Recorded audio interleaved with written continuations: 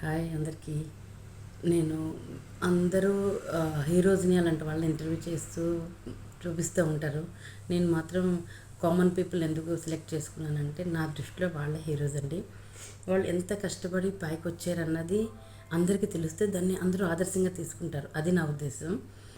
నేను ఎప్పుడో నుంచో అనుకున్న ఒక వ్యక్తిని మీ అందరికీ పరిచయం చేయాలనే ఉద్దేశంతో ఈ ఇంటర్వ్యూ చేస్తున్నాను.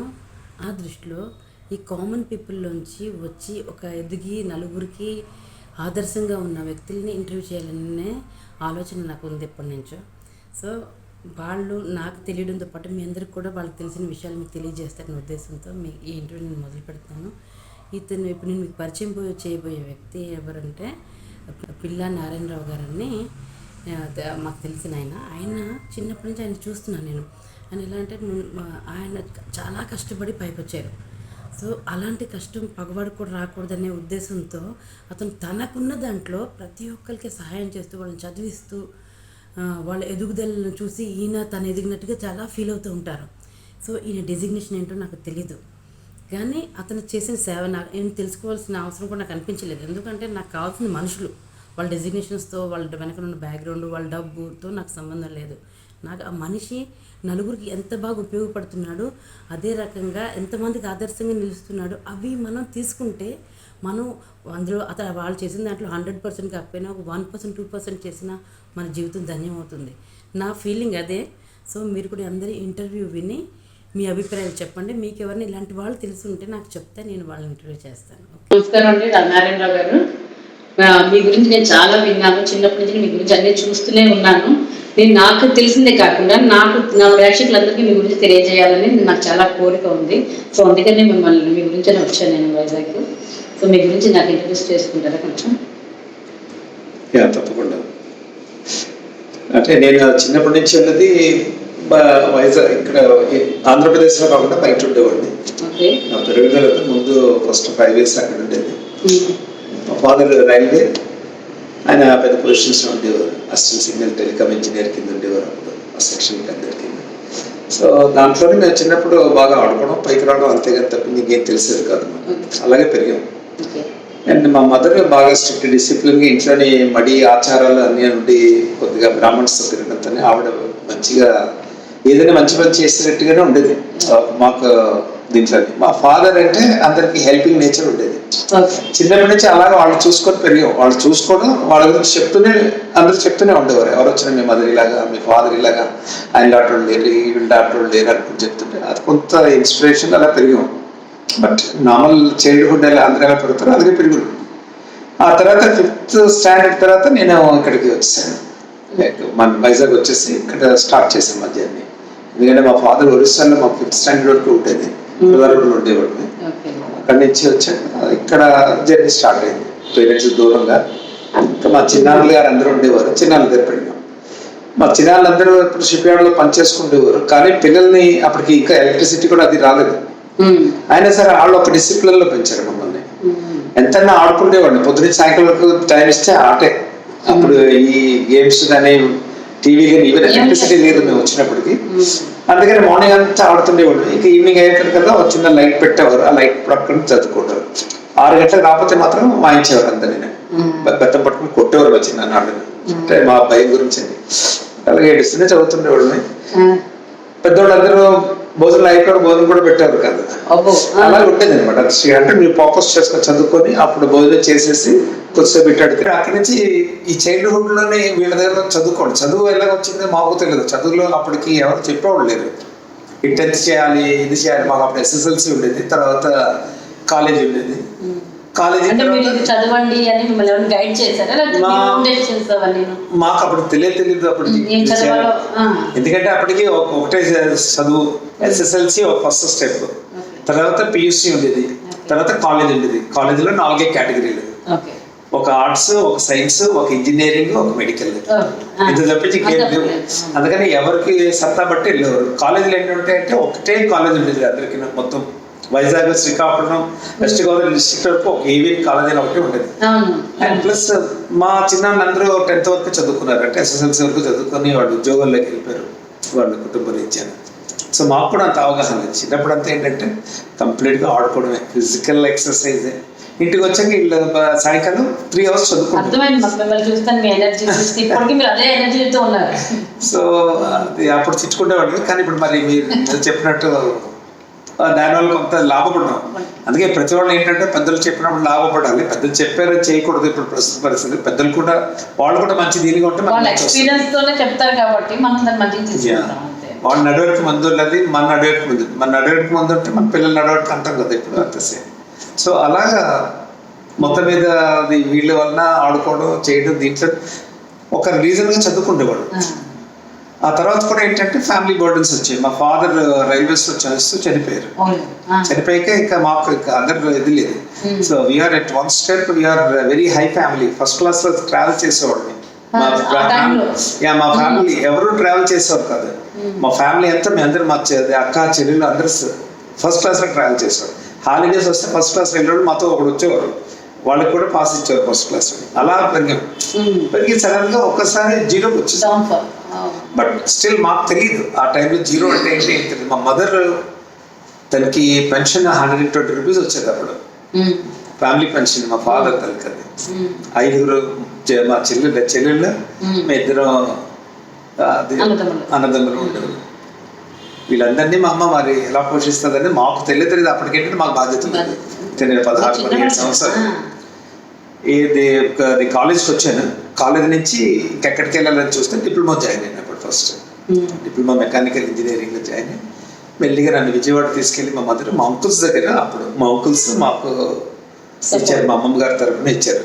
అంటే అప్పుడు మా చిన్నాళ్ళందరూ ఇటు వెళ్ళిపోయారు, వాళ్ళ దగ్గర రావలేదు మాకు. బట్ మా అమ్మమ్మ గారు నన్ను మా మదర్కి ముందు హౌస్లో ఉండడానికి, దానికి వాళ్ళకి హౌస్ ఉన్న దాంట్లో ఉండేవారు. అప్పుడు మా అంకుల్స్ తీసుకుని వచ్చారు. దాంట్లో మా లాస్ట్ అంకుల్ అంటే అప్పుడు ఉండేవారు అక్కడ. తక్కిన అంకుల్స్ వెళ్ళిపోయినా సరే వాళ్ళ విజయవాడ తక్కిన అందరూ వైజాగ్ వచ్చేసారు ఉద్యోగరీత్యా. సో అప్పుడు యాక్చువల్ స్టార్ట్ చేశారు. ఈ దీంట్లో మాత్రం ఇప్పుడు చదువు మాత్రం చదువుకుంటేవాళ్ళు, ఎంత చేసినా చదువుకుంటేవాళ్ళు. చదువులో కూడా ఏంటంటే ఒక 4 స్నేహితులు ఉండేవారు. వాళ్ళందరికీ నేను చదువు చెప్తూ నాకు చదువు ఎక్కువ వచ్చిండేది. వాళ్ళు చెప్పమని అక్కడి నుంచి నాకు కూడా అది తెలియకుండా అలవాటు అయిపోయింది. నేను బాగా ముందు 2 సార్లు 3 సార్లు చదువుకుంటే చెప్పేవాడు. అలాగే ఏంటంటే చదువు టైంలో చదివేసుకునేవాడు. ఇంకా పెంచుతనాలు చేయాలంటే పెంగుల్లో చేస్తూనే ఉండేవాడు మా దాంట్లో. అలాగ పైకి వెళ్ళాం. కొంత దీనికి వెళ్ళిన తర్వాత నా చదువు అయిపోయింది.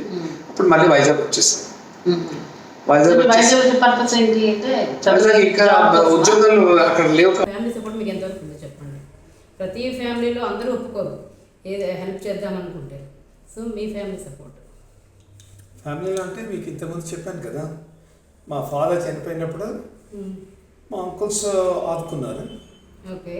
అక్కడ అంకుల్స్ ఆదుకొని నాకు ఒక ఇది వచ్చేటప్పటికల్లా నేను వస్తున్నాను.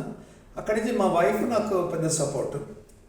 అంతకుముందు మా వైఫ్ వచ్చే లోపల మా సెకండ్ సిస్టర్ చెప్పాను, ఇంతకుముందు మీకు చెప్పాను. మా సెకండ్ సిస్టర్ ఒకసారి అయిపోయాక మా second sister she use to be give big support to us. They are from a big family. ఆ ఫ్యామిలీలో ఉన్నప్పుడు తను ఏమిటంటే ఎప్పుడు ఏది కావాలన్నా చేసేది. అలాగే మేమందరం నాకు మ్యారేజ్ అవ్వకముందే నేను మా ముగ్గురు చెల్లెలకి కూడా మ్యారేజ్ చేసుకొని వచ్చాను. ఎక్కడ ఇంతకుముందు చెప్పాను, మనం ఉన్న దాంట్లోనే చేయాలి, ఉన్న దాంట్లోనే అంతకన్నా ఎక్కువ వెళ్ళకూడదని. Every marriage we have done with certain ఫైనాన్షియల్గా ఎక్కడ అరేంజ్ చేసుకున్నాం అంటే మాకు వచ్చిన దాంట్లోనే మార్గదర్శి చిట్స్లో వాటిలో కట్టుకొని మళ్ళీ నెక్స్ట్ మ్యారేజ్కి వచ్చేటప్పుడు దాన్ని వినిపించుకొని ఇద్దరు, నేను మా బ్రదర్ను దాంట్లోనే చేసాం. ఎంత అక్కడ వరకు అలా చేస్తూ వస్తుంది. అలాగే పెరుగుతున్నాం. మాకు వచ్చిన ఉద్యోగం నుంచి అలా పెరుగుతూ వచ్చాక ఇప్పుడు నేను అది మ్యారేజ్ ఒకసారి సెలెక్ట్ అయ్యగానే నేను కాల్టెక్స్లో వచ్చాను. మ్యారేజ్ వచ్చిన దగ్గర నుంచి నాకు ఆ కాల్టెక్స్లోని వచ్చిన తర్వాత ఏంటంటే నా వైఫ్ నాకు పెద్ద సపోర్ట్. ఎందుకంటే వైఫ్ తను కూడా యాక్చువల్గా జాబ్లో చేయాలి. ఇద్దరు ఒపీనియన్ ప్రకారం తను ఉద్యోగం చేస్తూ నేను ఉద్యోగం చేస్తే ఇద్దరు ఫ్యామిలీని ఎంత ఫుల్గానే. మా ఫ్యామిలీ అంటే మా పిల్లలే కాకుండా మా సిస్టర్స్ అందరూ చాలామంది డిపెండెన్స్ మా మీద ఉన్నారు. సో వాళ్ళు కూడా చూసుకొని మా సిస్టర్స్ అన్ని మా బ్రదర్ ఇలా చనిపోయారు, వాళ్ళు కూడా చూసుకొని వెళ్ళాలి. కాబట్టి మా ఫ్యామిలీలోకి బయట నుంచి వచ్చిన తనే ఎక్కువ సపోర్ట్ చేసింది. సో ఒకసారి నేను ఒక జాబ్లోకి అది హెచ్పిసిలో జాయిన్ అయ్యి ఒక పెద్ద జాబ్లో ఉండి నేను కాల్టెక్స్ నుంచి హెచ్పిసిఎల్ అన్నారు కదా, కాల్టెక్స్ హెచ్పిసిఎల్ అనేది రెండు ఒకటే కంపెనీ. గవర్నమెంట్ పూర్తిగా అయిపోతే దాన్ని హెచ్పిసిఎల్ అని రాశారు. ఇంకో రిఫైనరీ దాంట్లో జాయిన్ అయింది, రెండు మెర్జ్ చేసిన దాంట్లో. అప్పుడు Hindustan petroleum corporation, it's a government company, government own company. So అక్కడ వచ్చినప్పుడు ఏమైందంటే టర్నింగ్ నాకు మా వైఫ్ అంటే ఇంటి దగ్గర అంతా మా ఫ్యామిలీస్ అందరినీ చూసుకోవడం తన బాధ్యత, నేను ఎర్న్ చేసుకొని నేను రావడం నా బాధ్యత. అలా పెట్టుకొని నాకు ఎక్కువ డిస్టర్బెన్స్ ఉండేది కాదు. నా మెయిన్ హిందుస్థాన్ పెట్రోలియంస్లో నేను అంతవరకు పైకి వెళ్ళిపోయాను, ఎంతమందిలో దాటుకొని వెళ్ళిపోయాను. దానికి ఏంటంటే నేను నా ఫోకస్ చేయడానికి నాకు అవకాశం ఇచ్చింది మా వైఫ్. ఫ్యామిలీ సపోర్ట్ ఉంటే ఎవరైనా ముందుకు చాలా పైకి వెళ్ళడానికి అవకాశం ఉంటుంది. సో సపోర్ట్ లేకుండా ఉన్న వాళ్ళు ఎంతమంది సఫర్ అవుతున్నారు చూడండి. సో హస్బెండ్కి మీరు సపోర్ట్ చేస్తే వాళ్ళు ఇంకొంచెం ముందుకు ఎదుగుతారు. సో వైఫ్ హస్బెండ్ అనే కాదు, ఇద్దరు ఒకరికొకరు ఇచ్చేసుకోవాలి. బోల్డ్ అంత డిఫరెన్సెస్ వస్తాయి దీంట్లోనే, డిఫరెన్స్ ఆఫ్ ఒపీనియన్ అనేది ఉండదు. ఎందుకంటే తను చదువుకుంటే నేను చదువుకున్నాను. సో ఐ హావ్ రెస్పెక్ట్ ఇస్తా ఉండేది ఏంటంటే కండిషన్స్ బట్టి ఉంటాయి. మనకి కొద్ది ఫైనాన్షియల్ స్ట్రగుల్స్ ఉన్నాయి, ఆ టైంలో జాగ్రత్తగా మనం బిహేవ్ చేసుకుంటే వెళ్ళిపోతుంది. ఏది ఏమైనా సరే మనకి మేల్ యుగం ఉన్న దీంట్లోనే ఉన్నాం అందరం. ఇంకా అలాంటప్పుడు ఏంటంటే ఒక లేడీస్ వాళ్ళు కూడా చదువుకొని వచ్చి వాళ్ళ ఉద్యోగం వాళ్ళ జాబ్ అనేది ఎంటైర్లీ డిఫరెంట్, అందరూ చేయలేరు. నాకు తెలిసిన వరకు ఇంట్లో లేడీస్ మెయింటైన్ చేసినట్టుగా మేము ఎంత సంపాదన చేయలేం. అందుకని ఏంటంటే మా స్ట్రెంగ్త్ యూజ్ చేసుకుని వాళ్ళ స్ట్రెంగ్త్ వాళ్ళు యూజ్ చేసుకుంటే ఇక డబ్బులు అనేది ఇదనేది లేదు అందరికీ. ఇప్పుడు నేను ఇంత చేసి ఇంతమంది నా ఫ్యామిలీలో నేను డబ్బులు సంపాదించింది, ఈవెన్ మా వైఫ్ చెప్పకుండా కానీ నేను సపోర్ట్ చేసినా సరే she never says anything because she never feel. ఎందుకంటే ఆవిడ నాకు సపోర్ట్ చేసేది అలాగా. అందుకని చాలా మంది నేర్చుకున్నారు వైఫ్ కి ఈక్వల్ ఇంపార్టెన్స్ ఇవ్వాలి. నేను కరెక్ట్, అది చాలా మంది అనేవారు ఏంటంటే మీ వైఫ్ ని అండి అని పిలుస్తారు. బట్ నేను కాకుండా చేసేవాడిని, ఎందుకంటే I use to call like that. అలా అది అవుట్ ఆఫ్ కంట్రీ కూడా వెళ్ళినట్టున్నారు కదా, సో వాళ్ళ ఫ్యామిలీ చూడడం అని కూడా మీ మిస్సెస్ అని కేర్ తీసుకున్నారు కదా. అవును అవును. అంటే మీరు హెచ్పిసిఎల్ లో చేస్తుండగా వెళ్ళిపోయారా, లేకపోతే ఆఫ్టర్ రిటైర్మెంట్ వెళ్ళారా? నేను హెచ్పిసిఎల్ మధ్యలో వెళ్ళిపోయాను. నాకు 20 years సర్వీస్ తర్వాత, అదర్వైజ్ నేను నాకు 20 years సర్వీస్ ఉంది. ఉంటుండే వెళ్ళారు. ఓకే. మాకు రిటైర్మెంట్ అరౌండ్ 60-65 వరకు నేను హెచ్పిసిఎల్ ఇప్పుడు ఉన్న ప్రకారం. ప్రయాణం చెప్పండి, జాబ్ ప్రయాణం. నేను హెచ్పిసిఎల్ 1998లోని నాకు బయట అవకాశాలు వచ్చాయి బాగా. దాంట్లో కువైట్ గవర్నమెంట్ ఆయిల్ రిఫైనరీ నుంచి మా ఫ్రెండ్స్ అయితే వాళ్ళు నా సీవీలో జరిగింది. వాళ్ళు నన్ను కంటిన్యూస్గా పిలుస్తూనే ఉన్నారు. అయినా సరే నాకు వెళ్ళడానికి ఇష్టం లేదు. 1 year నేను డాట్ చేశాక ఫైనల్గా వాళ్ళ గవర్నమెంట్ కంపెనీ ఏం చెప్పిందంటే మీరు వస్తే ఇది లాస్ట్ వీసా, ఇంకా మేము ఎక్స్టెండ్ చేయలేమంటే ఇక డిసైడ్ చేసుకొని ఒక ఛాన్స్ తీసుకుందాంలే, ఇక్కడ అన్నీ చూసాం కాబట్టి అక్కడికి వెళ్ళి చేద్దామని చెప్పి ఫ్యామిలీ ఇక్కడ వదిలేసి వెళ్ళిపోయాం. ఫ్యామిలీ అప్పుడు 2 పిల్లలు అప్పుడు 10th క్లాస్కి వచ్చారు కాబట్టి నేను తీసుకెళ్ళడానికి అవ్వలేదు. ఒక అమ్మాయి 10th, ఒక అమ్మాయి 8th అలా ఉన్నారు. వాళ్ళు వదిలేస్తే వాళ్ళు ఉన్నారు. నేను కువైట్ వెళ్ళాను. కువైట్లో నేను కేఎన్పిసిలో డైరెక్ట్ జాబ్ నాది. సో నేను అక్కడ అది ప్రాజెక్ట్ కోఆర్డినేటర్ వరకు వెళ్ళాను. కన్స్ట్రక్షన్ కోఆర్డినేటర్ అంటే మొత్తం నా కన్స్ట్రక్షన్స్ అంటే ప్రాజెక్ట్స్ స్టార్ట్ చేస్తున్నారు. వాళ్ళు కొద్దిగా వాళ్ళకి ఎడ్యుకేషన్ లేదు కాబట్టి మమ్మల్ని అందరినీ రిఫైనరీస్ ఎక్స్పీరియన్స్లో తీసుకెళ్ళేవారు. అంటే selected me out of 100 people వెళ్ళాను నేను. వెళ్ళాక అక్కడ నా లైఫ్ స్టార్ట్ అయింది. పిల్లలు రాననేసారు అక్కడ చూస్తే, ఎందుకంటే విపరీతమైన హీట్ ఉంటుంది, 50 to 60 degrees చేయాలి. అది ఇప్పుడు ఏసీలో ఉండేవాడిని, మేము బయట తిరుగుతున్నా సరే కంటిన్యూస్గా ఉంది. అలాగా వెళ్ళేవాడు. కువైట్లో చేసిన రోజులు ఇది మళ్ళీ నేను ఇండియన్ ఉండేవాడు కాబట్టి నా నలుగురు నా చుట్టూ నేను ఉన్నవాళ్ళందరినీ మా ఇండియన్సే ఉండేవారు. వాళ్ళందరూ ఏంటంటే ఎక్స్పీరియన్స్ లేకుండా వచ్చేవారు. వాళ్ళందరినీ కాసుకొని వాళ్ళందరికీ ఒక గాడ్ ఫాదర్ కింద ఉండేవాడిని. అలా నాకు కానీ లేకపోతే మా కాంట్రాక్టర్ దగ్గర వర్కర్స్ అందరూ ఇండియన్సే ఎక్కువ మంది ఉండేవారు. వాళ్ళందరికీ ఎవరైనా సరే నేను ప్రాజెక్ట్ మేనేజర్ కానీ ఇది లేకుండా అందరికీ నా దగ్గరకు వస్తే ఒక కంఫర్టబుల్నెస్ ఉండేది. వాళ్ళు కొద్దిగా ఫీల్ నాలెడ్జ్ షేరింగ్ తో పాటు మీరు అన్ని రకాలుగా చేసేవాడు. నేను ఫైనాన్షియల్ హెల్ప్ చాలా మందికి చేశాను. ఫైనాన్షియల్ హెల్ప్ అది ఎంతమంది చదివించారు నాకు తెలిసి.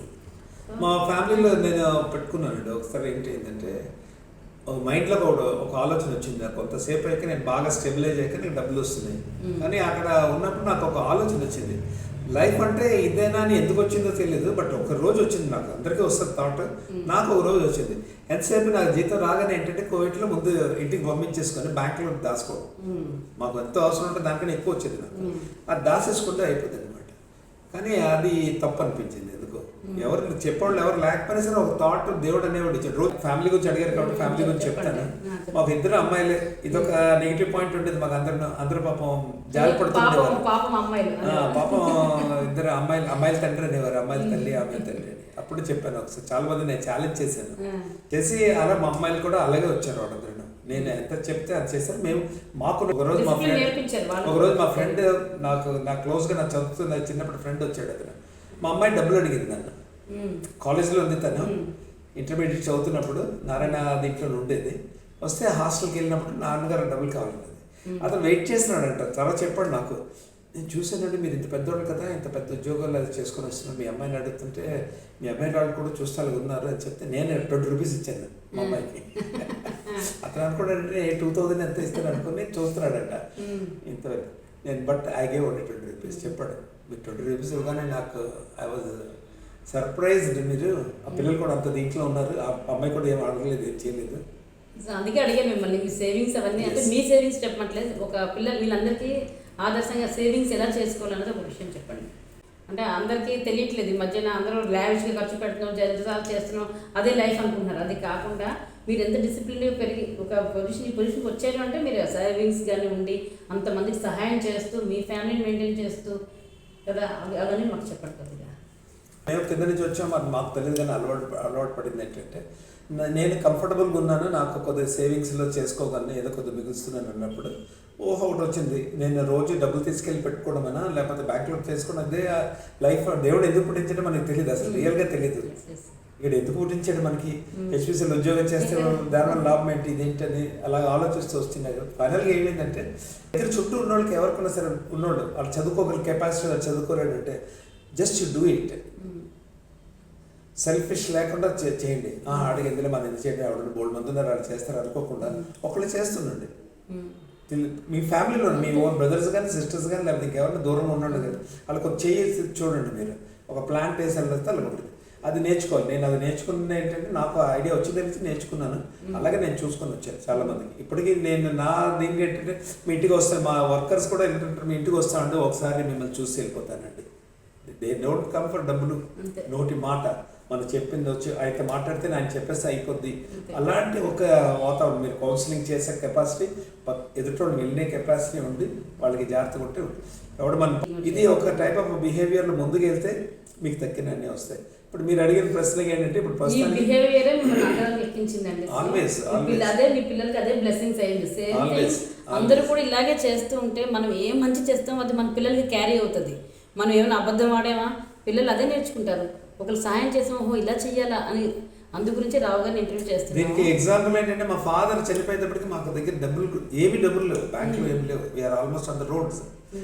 తను ఏంటంటే అంత ఫ్రెండ్స్ అంటే ఆఫీస్లో ఎవరికైనా అవసరం ఉంటే ఇచ్చేసేవారు, జీతంలోనే వెంటనే. మా మదర్ ఎంత చెప్పినా ఇంటికి ఎలాగే ఏం చేసేవారు తెలియదు, ఇచ్చేసేవారు. పాపం చాలా దీనవసరం. తర్వాత మా చిన్నాన్నందరికీ ఖర్చు పెట్టారు ఆయనే ఇంటికి. ఇప్పటికీ చెప్తారు ఫ్యామిలీస్లోనే, మీ ఫాదర్ లేరని. మాకు తెలియకుండా మాలాంటి మా దీని ఫ్యామిలీలో మమ్మల్ని చూసి పైకి వచ్చిన ఉన్నారు, మా పిల్లలు చూసి పైకి వెళ్ళిన వాళ్ళు ఉన్నారు. ఇప్పుడైనా సరే ఏంటంటే, ఇప్పుడు మీరు ఇంకా ప్రశ్న ఏంటంటే, ఫస్ట్ యాటిట్యూడ్ బిహేవియర్ మంచిగా ఉంచుకోవాలి. ఇప్పుడు అసలు మనకు ఉన్నా లేకపోయినా ఎవరన్నా ఎందుకు ఇచ్చేయాలి. ఇప్పుడు హోటల్కి వెళ్తాం, లేకపోతే ఆటో ఎక్కుతాం, రే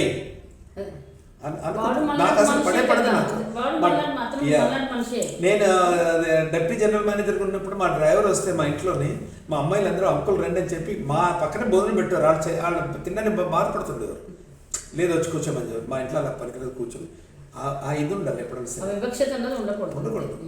అలాంటిది రావాలి అంటే, ఇప్పుడు డబ్బు లేక వాళ్ళు ఆ వృత్తిలోకి వచ్చి మనం పైకి వచ్చాం అంతే తప్ప, వాళ్ళకి ఉంటే వాళ్ళ పైన కూర్చుని ఉండేవారు కదా. సో వాళ్ళ ఫీలింగ్ మనం రానివ్వకూడదు. అదే మా చూసి నేర్చుకున్నది చాలా మటుకు అదే. మీరు ఎంత డిసిప్లిన్ పెరిగితే ఆవిడ కూడా డిసిప్లిన్ అనేది వస్తుంది. ఎందుకంటే మన లైఫ్ సైకిల్ స్టార్ట్ అవడమే ముందు ఫస్ట్ పేరెంట్స్ దగ్గర స్టార్ట్ అయినప్పుడు ఏంటంటే, చుట్టూ ఉన్న గ్రాండ్ పేరెంట్స్ కానీ లేకపోతే వాళ్ళు ఇంట్లో ఉన్నోడే చూస్తారు పిల్లల్ని. ఎందుకంటే వైఫ్ బిజీగా ఉంటుంది వంటలోని, నేనేమో మన ఆఫీస్లో ఉంటాం. పుట్టగానే ఏంటవుతారు, అప్పుడు ఎవరు రిటైర్మెంట్ ఉన్నోడు ఉండాలి, లేకపోతే మా పెద్దకు ఉండేది, మా పెద్ద వాళ్ళే చూస్తారు. మీ జాయింట్ ఫ్యామిలీ కదా, జాయింట్ ఫ్యామిలీ ఏదైనా సరే ఇప్పుడైనా సరే అదే చూస్తారు. వాళ్ళు లేకపోతే ఆయా చూస్తుంది. వాళ్ళు మంచోళ్ళు ఉండాలి. వీళ్ళు ముందు చిన్న బ్రెయిన్ ఎలా డెవలప్ చేసేవాళ్ళు అక్కడ డెవలప్ అవుతుంది. ఒక 5 years వరకు ఇంట్లో మనతో తిరుగుతూ గ్రాండ్ పేరెంట్స్ అని ఉన్నప్పుడు ఏంటంటే వాళ్ళు అప్పటి వరకు నేర్చుకున్నవన్నీ వాళ్ళకి నేర్పిస్తారు. అది సిస్టమ్ మనలోని.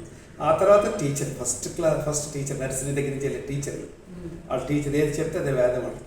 వాళ్ళు అలాగే చేస్తారు. మంచి టీచర్లు, మంచి ఇది. అక్కడి నుంచి ఫ్రెండ్స్, ఒక కాలేజ్ లెవెల్కి వచ్చేటప్పుడు ఫ్రెండ్స్, టీచర్ కాదు, పేరెంట్ కాదు, ఎవరు కాదు, పక్కన సార్. ఈ సాహసాలన్నీ మీరు చెక్ చేసుకొని పోతే వాళ్ళు ఎదురు. మా అమ్మాయిలు బయటికి వెళ్ళాలంటే మా ప్రొటెక్షన్, మా వైఫ్ ప్రొటెక్షన్ ఏం చేసేదంటే అందరికీ ఇంట్లోనే ఫుడ్ ఉండేది.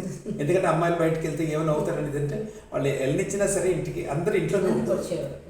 పిల్లలు అలా వాక్ చేస్తుంది. ఇది అందరికీ అవ్వకపోవచ్చు, బట్ వాక్ చేసుకోవాలి పిల్లలు. ఇది రెండోది. మూడోది, ఒకసారి వచ్చాక ఇంకా పిల్లలు పెద్దోళ్ళే వెళ్తారనేది వాళ్ళ చదువులు మేము ఎప్పుడో ఇది చేస్తారు అది చేస్తారు అనుకోలేదు. వాడు చదువు చదవడమే మనం చూసుకొని వచ్చాము. వచ్చేటప్పటికల్లా వాళ్ళు మట్టుకు ఆర్డర్ చేసుకొని ఇప్పుడు ఒకళ్ళు అమెరికాలో, ఒకళ్ళు ఇంగ్లాండ్లో సెటిల్ అయిపోయి ఉన్నారు. వాళ్ళ పిల్లలు వాళ్ళు అందరూ దేవుళ్ళు అంతా బాగానే ఉన్నారు. ఒక 0 నుంచి మేము ఎదుగుదల ఇలా చూసినప్పుడు బాగానే ఉంది. దీంట్లో నేర్చుకున్నది నేను చెప్పవలసింది ఏంటంటే, ప్రస్తుతం నేను చెప్పవలసింది ఏంటంటే అందరితో మంచిగా ఉండండి, పెద్దోళ్ళు వినండి. ఎంత మన డబ్బులు మీరు పేరెంట్స్ దగ్గర డబ్బులు ఎంత ఉన్నా సరే నెక్స్ట్ దీనికి ఏంటంటే మీ దగ్గర లేకపోతే మీ పిల్లలకి రాదు. ఎందుకంటే అదే యాటిట్యూడ్లో పెంచుతాం. వైఫ్ అండ్ హస్బెండ్ ఎప్పుడు సమన్వయం ఉండండి. ఇప్పుడు ఎన్నిసార్లు చూస్తాం మనం వైఫ్ అండ్ హస్బెండ్ దెబ్బలాడుకున్నా సరే బట్ సమన్వయం ఉంటుంది. వైఫే, షీఈ్ ఆల్సో ఏ సోల్. మనకి అదే సోల్. మనం ఎంత బాధపడతాం వాళ్ళు అంత బాధపడతాం. వాళ్ళు చదివినా చదవకపోయినా you have to give a respect. ఆవిడకి ఉన్న పని మనం చేయలేం, మన పని ఆవిడ చేయలేదు కాబట్టి రెస్పెక్ట్ ఇవ్వండి. ఒకసారి దెబ్బలాడినా ఒకసారి ఇచ్చేసినా కలుస్తూనే ఉండాలి. Forgive and move forward. Forgive అనేది చాలా పెద్దది. క్షమించేస్తుండాలి. ఆవిడ మిమ్మల్ని క్షమించాలి, మీరు ఆవిడ క్షమించి వెళ్ళిపోతుంటే వెళ్ళిపోతుంది, మర్చిపోతూ వెళ్ళిపోతుంది. కష్టమైనా సరే ప్రాక్టీస్ చేయాలి. కాబట్టి మీరు జాయింట్ ఫ్యామిలీ, ఇప్పటి వరకు మీరు జాయింట్ ఫ్యామిలీ. ఎస్, ఎవరున్నా మనకి అంత మంచి వైఫ్ ఉండబట్టే మీరు అంత సపోర్ట్ చేయబట్టే సో తనంతా లీడ్ చేసుకుంటూ వచ్చింది కదా. ఇప్పుడు మాకు తను ఎలాగ ఇంత ముందు మూవ్ అయింది, ఇంత పెద్ద ఫ్యామిలీస్ ఇంత 0లో ఇంతకి స్టార్ట్ చేసి ఆవిడకున్న దీంట్లోనే ఎలా ఎంత మూవ్ అయిందంటే చూసుకోవాలి. ఆ బిహేవియర్ మీ ఇద్దరు డౌన్ టు ఎర్త్ ఎప్పుడు ఉంటారండి. ఎగ్జాక్ట్లీ. సో ఇదే మా నడవడికని అందరూ కానీ అలవర్చుకుంటే నిజంగా అసలు మన ప్రపంచం అంత సాఫ్ట్గా వెళ్ళిపోతుంది. ఫ్యామిలీస్లో కానీ బయట కానీ ఎవరైనా సరే నేను వస్తే చాలా మంది చదివించాను. వాళ్ళందరూ పెద్దోళ్ళు అయిపోయారు. ఇప్పుడు వాళ్ళు చూస్తే ఇప్పుడు లైఫ్లో ఎప్పుడు ఏంటంటే మనం ఎంత ఆసరా ఇచ్చారు మీరు అంతా కదా, చాలు. వాళ్ళు దాన్ని అందుకొని వాళ్ళ పై గ్రో అవ్వట్టుంటే అదే మీకు మనసుగా ఆనందం కదా. వాళ్ళు ప్రతి వాడు ఒక ఈడు పల్ల అతను అంటే ఒక అతను ఇక్కడ పంజాబ్ నుంచి వచ్చాడు, ఒక ఇలాగా ఫీలింగ్స్ ఉండేది. అక్కడ తమిళియన్ అంటే తమిళియన్ నాకు అలాగ ఉండేది కాదు. ఎవరైనా సరే వాడికి ఉద్యోగం పోయింది వస్తానంటే నా ప్రాజెక్ట్లో ఉద్యోగం ఉంటే వెంటనే ఇచ్చేవాడు, అందరినీ ఇచ్చేవాడు. అలాగే ఏంటంటే అక్కడ కూడా నేను చాలా మందిని చూశాను. మీ తరఫున చాలా మంది చదవడం కానీ పని చేయడం కానీ మీ దగ్గర వచ్చి ఏమైనా జాబ్ కావాలని నారాయణరావు గారి దగ్గర అంటే మీకు అంత మంచి రెప్యుటేషన్ ఉండేది. రెప్యుటేషన్ వచ్చేసింది. అది నేను ఎంతవరకు చేయగలదు అంతవరకు. మీరు చేయకపోయినా నోటి మాట కావాలి. కాలంలో ఎవరు చేస్తున్నారంటే మీ వాళ్ళ పిల్లలు వాళ్ళు ఆ స్వార్థంతోనే బతుకుతున్నారు. ఇంత చేసేవాళ్ళు ఎవరు లేరు. సో ఇంకోటి వాళ్ళకి ఇప్పుడు పిల్లలకి ఒక డిసిప్లిన్ ఎలా ఉండాలా అది కూడా చెప్పండి. డిసిప్లిన్ ఎలా ఉండాలా, వాళ్ళు ఇప్పుడు సంపాదించుకుంటే వాళ్ళ సేవింగ్స్ ఎలా చేయాలా అవి కొంచెం చెప్పండి. వాళ్ళు తెలియదు. దీంట్లో ఏంటంటే మేము కూడా మరి డిసిప్లిన్ అనేది పిల్లల్ని ఎలా పెంచాలనేది ఏంటంటే పిల్లలకి ఎప్పుడు వాళ్ళు ఎప్పుడు ఉన్న పరిస్థితులు ఏంటంటే వాళ్ళకి చాలా ఏరియాలో ఓపెన్ వాళ్ళ లైఫ్ దాంట్లోనే ఉండాలి, ఓపెన్నెస్లోనే వాళ్ళు పెరగాలి. అందుకని ఏంటంటే వాళ్ళు వాక్ చేస్తూనే ఉండాలి. వాళ్ళు ఎప్పుడు ఏదైనా చేస్తానంటే డిస్కరేజ్ చేయకూడదు, కానీ ఎంకరేజ్ చేయడానికి రెస్ట్రిక్షన్ చెప్పినా సరే జాగ్రత్తగా డీల్ చేయాలి, ట్యాకిల్ చేయాలి. వాళ్ళకి కౌన్సిలింగ్ చేసుకొని వెళ్తుంటారు. అందుకు పిల్లలు ఏంటంటే మన తయారీని ఉండాలని. ప్లస్ పిల్లల్ని అబ్జర్వ్ చేయడం ఏంటంటే ఒకటి వాళ్ళ ఫ్రెండ్స్ ఎవరున్నారని అబ్జర్వ్ చేసుకోవాలి. వాళ్ళు స్కూల్లో ఏం చదువుతారో ఒకసారి పుస్తకాలు మనం కూడా చూస్తూనే ఉండాలి. ఒక 6 గంట 5 నిమిషాలు 10 నిమిషాలు. నేను కూడా 24 hours ఉన్నా సరే కువైట్లో ఉన్నా సరే మా ఇంటికి వస్తే మా అమ్మాయి ఇంజనీరింగ్ బుక్స్ చూసేవాడిని. ఏంటి రాసావు ఏంటి చేసావు అని చెప్పి ఒకసారి కాలేజ్కి వెళ్ళి కలిసేవాడిని. వాళ్ళు ఏం అనేవారు కాదు, కానీ నేను చెప్పాను నేను వస్తాను ఒకసారి టీచర్ కనుక్కుంటాను. వాళ్ళు బోర్డు చెప్పినా సరే but we have to correct them. ఎలాగ చేయకండి అమ్మ మీరు ఇది కూడా చేస్తున్నారు అక్కడ. సో ఇలాగ మనం పిల్లల్ని అబ్జర్వ్ చేసుకొని వాళ్ళు ఎంకరేజ్ చేసుకొని వెళ్తే ఇది ఉంటుంది. పిల్లలు ఏంటంటే ఇప్పుడు పక్కన ఎవరికి తెలియదు, మనకి చాలా కష్టంగా ఉంది. కాంప్లెక్సిటీ ఎక్కువైపోయింది. దానివల్ల ఏంటంటే మాకు దీనికి కంపేర్ చేస్తే ఉండదు. But still we can do it. అది చేయాలి. రోజుకు 1 గంటన 2 గంటలు కూర్చోబెట్టాలి, వాళ్ళు చదివి చెప్పాలి. అండ్ వాళ్ళకి హెల్ప్ చేయవలసింది ఏంటంటే వాళ్ళు ఎక్కడ వీక్ అవుతే అక్కడ ముందుకు వెళ్ళాలి. వాళ్ళ కమ్యూనికేషన్ స్కిల్స్ ఇంప్రూవ్ చేయాలి. ఇప్పుడు అంతా కమ్యూనికేషనే. ఒక కమ్యూనికేషన్ కానీ జాగ్రత్తగా ఉంటే చాలా పెద్ద వాళ్ళు అవుతారు. ఇది అలాగే వాళ్ళు ఒక ఉద్యోగంలో వచ్చాక కూడా ఏంటంటే ఒక ఫ్యామిలీ ముందు కొత్తగా పెళ్ళయింది మన ఫ్యామిలీస్ వచ్చేవాళ్ళు అందరికి నేను చెప్పేది ఏంటంటే 3 రకాలు ఉన్నాయి. డబ్బులు సంపాదించిన ఇప్పుడంతా డబ్బులు ఉంటే కానీ అనుకుంటాం మనం డబ్బులు లేదని. డబ్బులు వీలు ఎప్పుడు తెలుస్తుంది, లాస్ట్లో తెలుస్తుంది. ఇప్పుడు మనందరం బాగా పెంచితే ఫ్యామిలీని వాళ్ళే డబ్బులు మనకన్నా పెద్ద ఉద్యోగాల్లో వెళ్ళినప్పుడు మీరు సంపాదించే డబ్బులు వాళ్ళు పనికిరావు. అలాగని చెప్పి డబ్బులు సంపాదించట్లేదు, మీ కెపాసిటీ సంపాదించండి, సాయం చేయండి, కొంతన్నా సరే మంచోళ్ళకి సాయం చేయండి, కొంతమంది చదివి పైకి పెట్టుకుని వెళ్ళండి. రెండోది ఏం చేస్తారంటే ఎప్పుడైనా సరే మీకు సింపుల్ ప్రిన్సిపల్స్ కూడా ఉంటాయి, పాటించడానికి ట్రై చేయండి. అంతే, పాటించమంటలేదు, పాటించడానికి ట్రై చేయాలి. ఎప్పుడు ఆ గ్రూప్లో పెట్టుకొని చూసుకుంటుండాలి. 100 రూపాయలు వచ్చింది, 50 రూపాయలు నేను ఖర్చుగా పెడితే 50 రూపాయలు నేను సేవ్ చేయాలి, అది మాకు చెప్పారు ప్రిన్సిపల్. సెకండ్ ఇది అప్పులు చేయకూడదు. అప్పులు చేసి నెసిటీ వస్తే అప్పులు చేయడంతోనే అదొక అలవాటు అయింది అనుకోండి, it will go beyond your things. So ఈ రెండును, ఒకటి మీరు వచ్చిన శాలరీస్లోని ఖర్చులు తగ్గించుకోవడం, ఈక్వల్గా పెట్టుకుని సర్టన్ సేవింగ్స్ ఉండాలి. ఎంత ఉంటే అంత సేవింగ్స్ ఉంది. సేవింగ్స్ లేకపోయినా పర్లేదు కానీ అప్పు చేయకూడదు, నెగిటివ్కి వెళ్ళకూడదు. ఎప్పుడు అంతవరకే ఉండాలి. ఎవరు ఏమనుకున్నా సరే, ఎవరు don't do beyond your capacity. కొన్నాళ్ళ వరకు అయినా సరే, మళ్ళీ పిల్లలు వచ్చే వరకు అయినా సరే. సెకండ్ అనేది ఏంటంటే మీ ఫ్యామిలీ హెల్త్ ఇన్సూరెన్స్ చాలా ఇంపార్టెంట్. హెల్త్ ఇన్సూరెన్స్ అనేది చూసుకోవాలి. మూడోది ఫ్యామిలీ స్టెబిలిటీ, మీ తర్వాత ఫ్యామిలీకి ఏమవుతుందని ఒక సేఫ్టీ ఉండేది చూసుకోవాలి. అందుకని ఏంటంటే ఫస్ట్ది ఏంటంటే మీరు మీ ఖర్చులు తగ్గించుకున్నారు. సెకండ్ది మీ హెల్త్ కేర్ ఎక్కడో దేంట్లో జాయిన్ అవ్వాలి. మీ కంపెనీలో హెల్త్ కేర్ ఉంటే డోంట్ వరీ.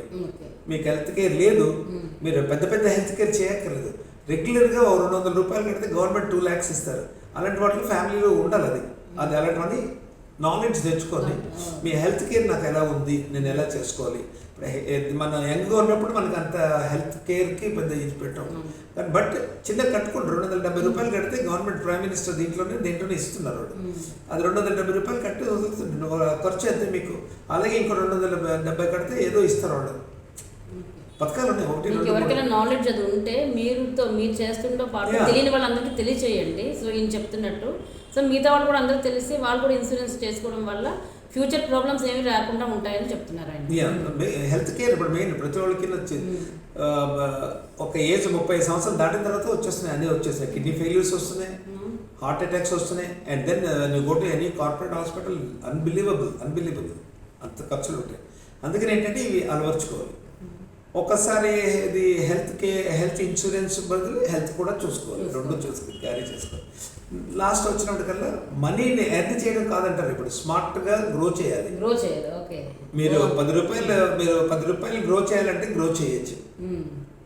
ఇప్పుడు మా మేనల్లుడు కెనడా వెళ్ళాడు, వాడు ఎప్పుడో ఒక 7,000 వేసి వదిలేసాడు. ఇప్పుడు 15 సంవత్సరాలు 20 సంవత్సరాలు అయిపోయింది, దానికి తెలియదు. ఆడికి ఇప్పుడు ఎప్పుడో వచ్చినప్పుడు నాకు ఎప్పుడో ఉంది అని వెళ్ళి చెక్ చేసుకుంటే ఆ 7,000 3,20,000 అయింది. సో మీకు ఎప్పుడైనా ఉన్న అమౌంట్ని ఇలా సేవ్ చేయండి. నేను చిన్న టిప్సే మనకు కావాల్సినవి, అవి మనకి ఫ్యూచర్లో ఉపయోగపడతాయి. మనం అనుకోం చూడండి చేతికి ఇంత డబ్బు వస్తుందని. అందుకని ఎవరి మీద డిపెండ్ అవ్వకుండా మీకు 100 రూపాయలనే డిఫరెంట్గా పెట్టుకోవాలి. మీకు 2 అమ్మాయిలు ఉన్నారు, లేకపోతే ఒక 2 అబ్బాయిలు ఉన్నారు, వాడు చదువు ఏంటి అంటే దాన్ని డివైడ్ చేసుకొని ఫ్యూచర్ ప్లాన్లో పెట్టుకొని దాన్ని ఆ 15 years గ్రో చేసుకోవడం ఉంది. ఇప్పుడు ఆ గ్రోత్ అనేది కాంపౌండింగ్ గ్రోత్ అవుతుంది. అది మాత్రం అంటే మైండ్లోకి రావాలి, అది ఏంటని తెలుసుకోవాలి. అంతేగాని నేను లక్షలు కోట్లు సంపాదించాలి ఆలోచించుకొని కూర్చోకూడదు. ఇప్పుడు చిన్నప్పుడు ఒకటే ఉండేది మా దగ్గర, ఒక ఫోటో ఉండేది, దాంట్లోనే ఒక చిన్న అమ్మాయి ఉండేది, అండ్ ఫాదర్ మదర్ ఉండేది అనమాట. ఒక స్టెథోస్కోప్ కొన్నారు అమ్మాయికి, కొన్ని చెవిలో పెట్టి చూస్తుంది అనమాట. సో మా అమ్మాయి డాక్టర్ అయిపోయింది అని. సో కింద నా క్యాప్షన్ ఉంది, thinking is wiser but becoming is wiser. అంటే ప్రతి వాళ్ళు అంటే చిన్నప్పుడు మనకి అందరూ అంటారు వాడు ఇన్స్పెక్టర్ అయిపోయి ఇన్స్పెక్టర్ డ్రెస్సెస్ తీసేస్తాం, లేదా మన డాక్టర్ కానీ వాడు డాక్టర్ చేయడం అనేది చాలా పెద్ద ఇది అనమాట. రావు గారి దగ్గర మీరు నేర్చుకుంది ఏంటంటే ఎప్పుడు డౌన్ టు ఎర్త్ ఉంటారు. నేను చిన్నప్పటి నుంచి ఎప్పుడు ఎలా చూసానో అలాగే ఉన్నారా. సేమ్ వాళ్ళ మిస్సెస్ కూడా అతను తగ్గ జోడి ఫ్యామిలీ మొత్తం అలాగే రన్ చేసుకుంటూ వచ్చారు. అవన్నీ చూసి చాలామంది ఆదర్శంగా తీసుకున్నారు. జాయింట్ ఫ్యామిలీ అంటే ఇలా ఉండాలి. వాళ్ళ పిల్లలు కూడా వాళ్ళందరికీ సపోర్టివ్గా ఉండి వీళ్ళ తల్లిదండ్రులు ఏదో చెప్తే అది వింటూ చాలా మంచి వెల్ సెటిల్డ్ ఇప్పుడు అందరూ. So thank you very much Rao గారు, మీరు మంచి సందేశాన్ని ఇచ్చారు, మాకు మంచి ఇంటర్వ్యూ ఇచ్చారు. Thank you so much.